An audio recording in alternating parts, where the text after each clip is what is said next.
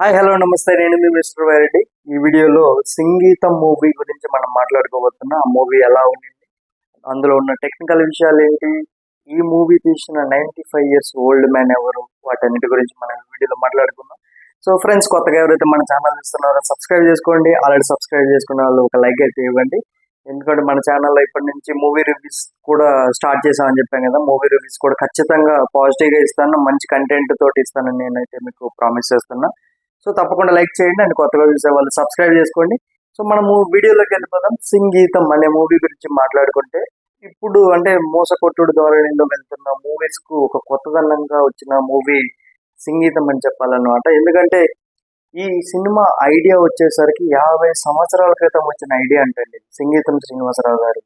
So మనం ఆ ఐడియాను ఆయన ఇప్పుడు ఎలా ఇంప్లిమెంట్ చేశారో, ఆ ఇంప్లిమెంట్ చేసింది ఇప్పుడు ఎలా నచ్చిందా నచ్చలేదా అనే దాని పాయింట్స్ గురించి మాట్లాడుకోవడానికంటే ముందు సంగీతం శ్రీనివాసరావు గారి గురించి మాట్లాడుకోవాలి. సో ఒక ట్రెండ్ సెట్టర్ అని చెప్పుకోవాలా. ఎందుకంటే టైం ట్రావెల్ మూవీస్ గురించి మన తెలుగులో గిన మనకు ఆలోచన వస్తే ఆదిత్య 316 అని సంగీతం శ్రీనివాసరావు గారు చేసింది.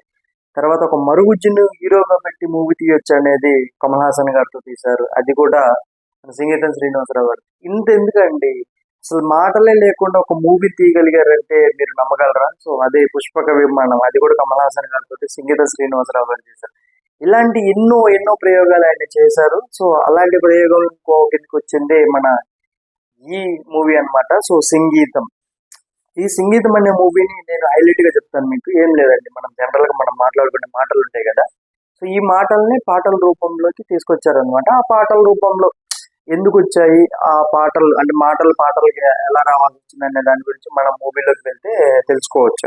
సో పాయింట్ ఏంటంటే, ఇక్కడ మూవీ ప్లాట్ అనేది సింపుల్ అండి. ఒక ఊరికి, అంటే మనిషికి అత్యాస వల్ల ఒక ఊరికి వచ్చిన శాపము, ఆ శాపం తొలగించడానికి సో ఉన్న ఫజిల్స్ ఏంటి, ఆ ఫజిల్స్ క్రాస్ అవ్వకుంటూ ఆ ఊరి శాపం ఎలా పోగొట్టుకున్నారనేది మూవీ. ఇది సింపుల్ ప్లాట్. దాని సంగీతం శ్రీనివాసరావు గారు చాలా అంటే చాలా బాగా తెరకెక్కించారు. సో మధ్యలో ఆయన ఆరోగ్యం బాగుండకపోవడము, అసోసియేట్ డైరెక్టర్ ఘోష్ ఎవరైతే ఉన్నారో ఆ అబ్బాయి, సంకల్ప్ ఘోష్, ఆ అబ్బాయి చాలా బాగా హ్యాండిల్ చేశారు.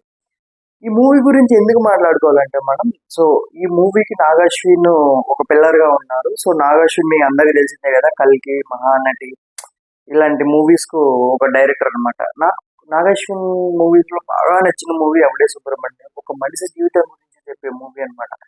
సో ఇంత మంచి, అంటే మంచి స్టోరీ సెలెక్షన్ ఉన్న, మంచి టేస్ట్ ఉన్న డైరెక్టర్. దాంతో పాటు స్వప్న మూవీస్ నుండి వచ్చిన సినిమాస్ అన్ని మనం చూసుకున్నట్లయితే అవన్నీ చాలా అంటే చాలా బాగుంటాయండి. ఎందుకంటే వాళ్ళ సెలెక్షన్ చాలా బాగుంటుంది. వాళ్ళు ప్రాఫిట్ గురించి ఆలోచించారు, ఎందుకంటే వాళ్ళ కంటెంట్ గురించి ఆలోచిస్తారు. నాకు ఈ మూవీ చూసిన తర్వాత ఏమనిపించిందంటే, కంటెంట్ ఉంటే చాలు, దానికి బడ్జెట్ అవసరం లేదండి. చిన్న బడ్జెట్ తోటైనా మంచి కంటెంట్ మూవీస్ తీయచ్చు. వాటి కోవకు సంబంధించిన మన లక్కీ భాస్కర్, సీతారామ ఇలాంటి మూవీస్. సో ఇలాంటి మూవీస్ బడ్జెట్ అవసరం లేదండి. లైక్ చిన్న బడ్జెట్ అయినా కానీ మూవీ కంటెంట్ ఉంటే చాలు, జనాలు నెత్తి మీద పెట్టుకుంటారు అనేది ఒక మా అది అందరికి తెలిసిందేనమాట.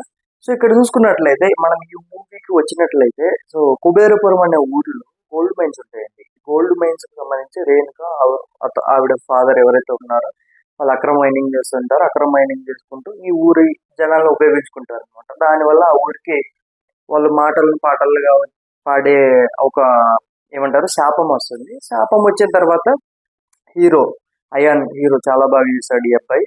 హీరో ఆ ఊర్లోకి ఎంటర్ అవుతాడు అనమాట. ఆ ఎంటర్ అవ్వడానికి కారణం ఏంటంటే వాళ్ళ ఫాదర్ ఆస్తులు ఏవైతే ఉన్నాయో వాటి కోసం వచ్చాడు అనమాట.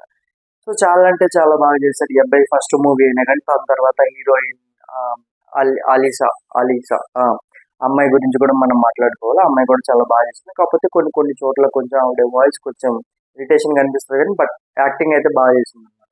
సో టెక్నికల్ పాయింట్ ఆఫ్ వ్యూకి వస్తే, ఈ మూవీకి మ్యూజిక్ డైరెక్టర్ గా దేవిశ్రీ పనిచేశారు. దేవిశ్రీ గురించి ఆబ్వియస్లీ మనం చెప్పాల్సిన అవసరం లేదు, మెలోడీ కానీ బీజిఎం కానీ ఎలా ఇస్తాడనేసి. నాకు దేవిశ్రీ మెలోడీస్ అంటే చాలా ఇష్టం, కానీ రంగస్థలం మూవీలో ఆ బీజిఎం అనేది చాలా అంటే చాలా బాగా ఇష్టం నాకు. అల్టిమేట్ గా ఫైనల్ గా వస్తుంది కదా, రామ్ చరణ్ ప్రకాష్ రాజును చంపిన తర్వాత సో కత్తిని తీసుకొచ్చి బుట్టలో పెట్టేసి వెళ్ళేటప్పుడు ఒక మ్యూజిక్ వస్తుంది కదా, అది హైలైట్ అనిపిస్తుంది. ఇలాంటి మ్యూజిక్ ఇవ్వగలిగేది ఒక దేవిశ్రీ ప్రసాద్ మాత్రమే. సో ఈ మూవీకి ప్రాణం పోసారు, ఎందుకంటే ఈ మూవీలో మాటలను పాటలుగా చేయాలి కాబట్టి. సో కొంచెం బాగానే డీల్ చేసినట్టు అనిపించింది అనమాట. తర్వాత నాగేశ్వరి అంటే స్వప్న సినిమాస్ అంటే ఆబ్వియస్లీ వైజయంతి మూవీస్ అవ్వచ్చు, స్వప్న సినిమాస్ అవ్వచ్చు. నాగేశ్వరి, స్వప్న దత్ వీళ్ళే ఉంటారు కాబట్టి సో ఆబ్వియస్లీ స్టోరీ సెలెక్షన్ లో నాగేశ్వరి ఇన్వాల్వ్ అవుతాడు. తన సెలెక్షన్ కూడా బాగుంటుంది. సో ఇది సో మొత్తాన్ని తీసుకున్నట్లయితే ఆ, ఒక వన్ టైం వాచ్ మూవీ. పాత మూవీలు కాకుండా ఇప్పుడు వచ్చే ట్రెండ్ సెట్టర్ మూవీ కింద ఎవరైనా చూడాలనుకుంటే మంచి రిఫ్రెష్మెంట్ మూవీ లాగా ఇది ఉంటుంది అనమాట. సో ఇది పాయింట్. సో తర్వాత తీసుకున్నట్లయితే ఈ మూవీ అంటే పాజిటివ్స్ నెగిటివ్స్ గురించి మాట్లాడుకుంటే ఫస్ట్ నెగిటివ్స్ మాట్లాడుకుందాం. సో ఫస్ట్ 20 minutes ఏంటంటే మాటలను పాటలుగా వస్తుంది కదా, కొంత బాగుంటుంది కానీ కొంత అంటే మరీ లాగ్ అయ్యే కొద్ది ఇంట్రా బాబు అన్న ఫీలింగ్ లో వస్తుంది అనమాట. తర్వాత వాళ్ళు కవర్ చేశారు. సో అది ఒకటే ఒక మైనస్ అనమాట. తర్వాత వచ్చేసరికి ఇది 50 years బ్యాక్ ఐడియా కాబట్టి కొంత అక్కడ ఉన్న ఊరు అవ్వచ్చు, ఆ సెట్ అవ్వచ్చు, అది ఒక మన రియలిస్టిక్ ఫీలింగ్ ఇవ్వదు అనమాట. ఒక సెట్ లో జరుగుతున్న ఫీలింగ్ ఉంటుంది. ఇది ఒకటి డ్రాబ్యాక్.